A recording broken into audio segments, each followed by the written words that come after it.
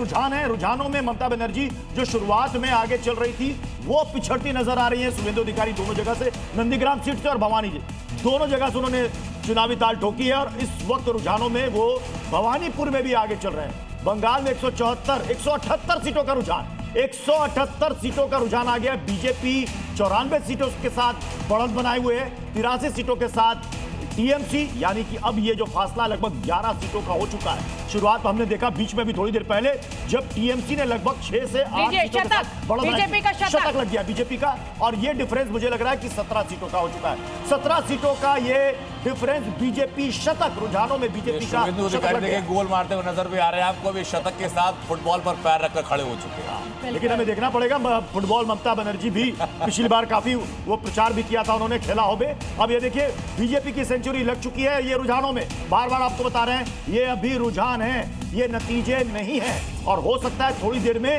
जब ईवीएम खुलना तेजी के साथ शुरू होगा तो हो सकता है कि वो ये टैली कुछ बदल भी सकती है। लेकिन अगर ये इसी को बरकरार रखती है बीजेपी जो रुझानों में नजर आ रहा है, फिर बंगाल में बीजेपी कहेगी कि वहां भी बल्ले बल्ले। बिल्कुल, और हमने कई राज्यों का उदाहरण देखा है, चाहे वो हरियाणा का उदाहरण हो, चाहे महाराष्ट्र का हो। कई बार ये तस्वीर बड़ी एब्रप्टली बदलती है। लेकिन 2015-16 का चुनाव शाम को आकर के सारे आंकड़े बदल गए थे। बिल्कुल बिल्कुल। और देखिए इस समय 184 सीटों का, हमें 188 सीटों का रुझान अब हमें मिल चुका है। 87 वर्सेस 100, यानी 100 सेंचुरी अब बीजेपी यहाँ पर सीटों के रूप में शुरुआती रुझानों में अपनी मार चुकी है। और एक पर कांग्रेस यानी लेफ्ट का तो अभी खाता भी नहीं खुला है। केरल में लगभग सभी सीटों के रुझान आ चुके हैं, 139 सीटों के रुझान आ चुके हैं, जिसमें से कि आंकड़े सामने हैं। पुडुचेरी में 18 सीटें सामने आ चुके हैं 30 के अंदर से।